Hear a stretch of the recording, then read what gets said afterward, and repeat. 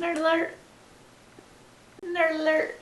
Hey everyone, this is Damien. How are you? Today I'm going to be reviewing a couple of things for your camera. So I'm always trying to do photography on a budget. I'm a semi-pro photographer. I can't afford all the pro level gear. Not yet, but one day. So my videos are always about trying to get the most bang for your buck, or to come up with ways of coming close to what the pros use in gear. First off, I'm going to be reviewing the difference between the Canon 580 EX2 speedlight and the Yongnuo 560 The difference we're talking about here is $500 versus $69. Alright, so we have here the 580 EX2 Canon flash and the Yongnuo or Yongnuo or Yongnuo. I'm just going to call it Yongnuo. Alright, so let's turn them both on. The 580 EX2 has a little switch here. The Yongnuo, you hold this down, it sort of cycles through several things and then pops on. I want to repeat that because at first your inclination is to just tap it once to turn it on, or hold it for a second, it's not working, what's going on. You basically have to hold it down while it cycles through and then it's on. You probably already know a lot about Canon speedlights, the 580 EX2, the 430 EX2, and Canon's new 600 EX. So I'm not going to go too much into those. Let's start off by talking about the physical differences between these two flashes. Both of them come with a case. You expect a lesser quality case with the Yongnuo, but it's actually pretty decent in comparison. It feels like it's about the same material. Physically, these are very similar flashes. They're about the same weight. They feel about the same build. They both have reasonably similar ports on them. The 580EX has a battery pack and a PC cord. The battery compartment latch on the 580EX2 slides over and then down. The battery compartment on the Yongnuo 560 just pushes down. The 580EX2 has a button that you need to press before changing the direction of the flash head. The Yongnuo just basically points without having to press a button. It looks like it has a button, but it doesn't actually press. The 580EX2 has more of a range, from basically all the way to 180 degrees.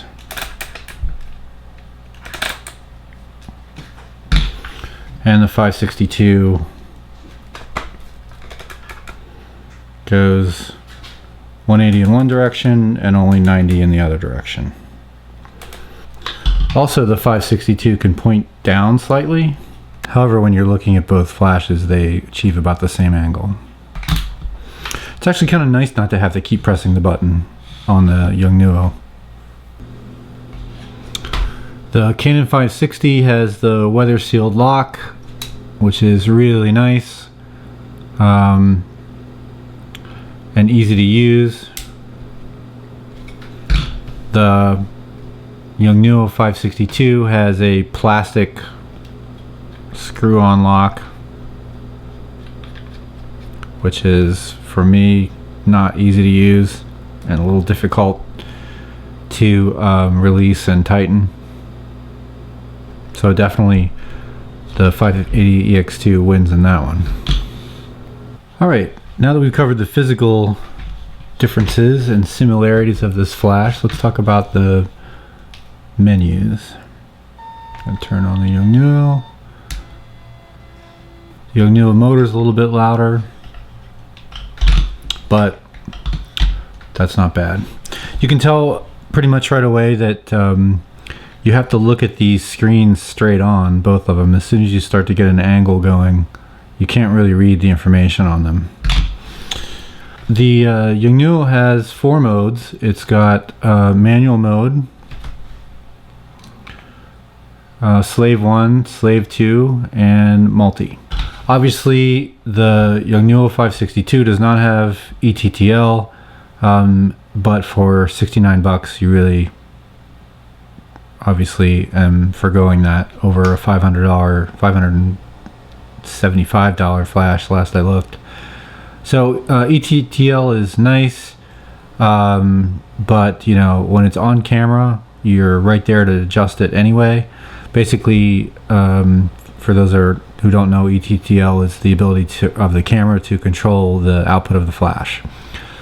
And I started to shoot some with my 580X2 off camera, and basically whenever I had the flash mounted on something, I had to have the IR, basically the infrared, sort of pointing toward my camera. The Yongnuo has that as well, but it again does not have TTL, so you can't adjust it off camera. You have to go up to the flash and do it manually. A lot of people like manual anyway. On the Yongnuo, you can set the output of the flash from full down to 1/128. What's kind of nice is if you go in one direction, you can lower it and it eventually gets back to 1/1. On the Canon, which obviously keeps shutting itself off, likes to sleep, if you're adjusting the power, you pretty much have to go all the way to one end and then all the way back the other end. As far as adjusting power, I have to give a little more of an edge to the Yongnuo. The Canon, you have to move this little dial, and it's not really easy to move this dial with just one thumb. It's very difficult to do. It's easier kind of to use two thumbs at once. It's pretty laborious. Whereas the Yongnuo, you're just kind of hitting these little buttons back and forth, so it's much quicker. You can also go up by increments if you press the top of the ring, which is really cool. I think you can do that on the Canon. So I'm at 1/1/4. Then you have plus 1 1/4 plus 3 plus 7. So the Canon's already kind of doing that. One thing that's nice about the Yongnuo, it has a audible beeper. When the flash fires, it will beep and tell you that it's ready, which is quite nice. If you wanted to stop the sleep mode of the Yongnuo, you can hold down the speaker button for a few seconds, and then this light will light up, keeping it from going to sleep. I don't think that you can do that on the 580EX2, but you probably can. I just don't know how to do it. Alright, so if you happen to have a 580EX2 and you buy a Yongnuo 560 or 562 as a separate unit, you can always put the Yongnuo into slave mode and the 580EX2 into master mode and fire both flashes via the 580EX. The YN-560 cannot act as a master, only in slave mode. One thing I like about the Yongnuo over the Canon is the light. Whenever it's dark and you hit any button at all, the Yongnuo will light up.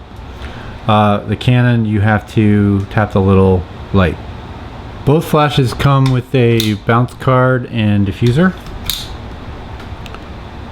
which you can put the diffuser back in and just use the bounce card.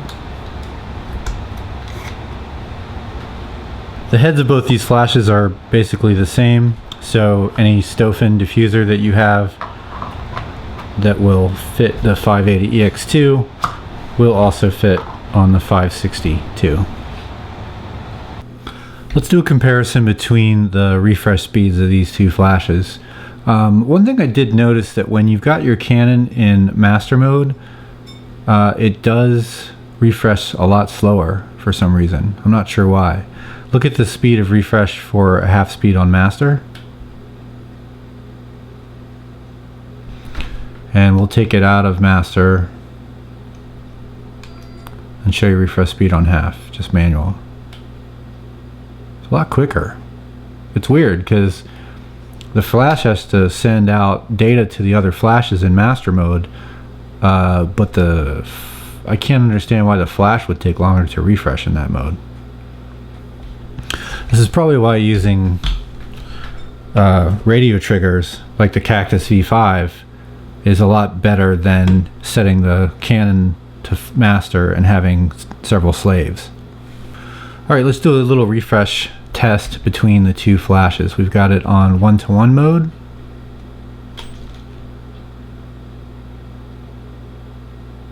You can see the Canon is a lot slower.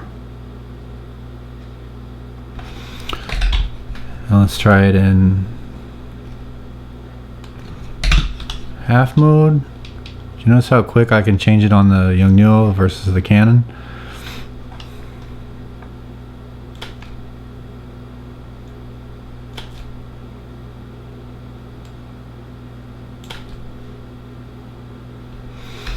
And finally, let's do 1/4.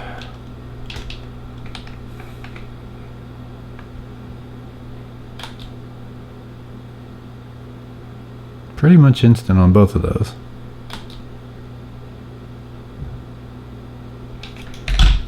Alright, so that was my review of the Canon 580EX2 versus the Yongnuo 562.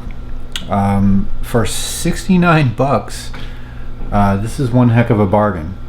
Now I will warn you, there has been warnings on some threads about the 562 not lasting that long, or dying after 6 months or a couple months or whatever. Some people will get great ones that last years, and some people will get ones that that don't last all that long. But for a difference of $500, I think on Amazon this is like $580 right now, and this is 69 bucks. So for the difference in price, I think it's worth taking a chance. It's a great flash. Okay everyone, thanks for watching and take care.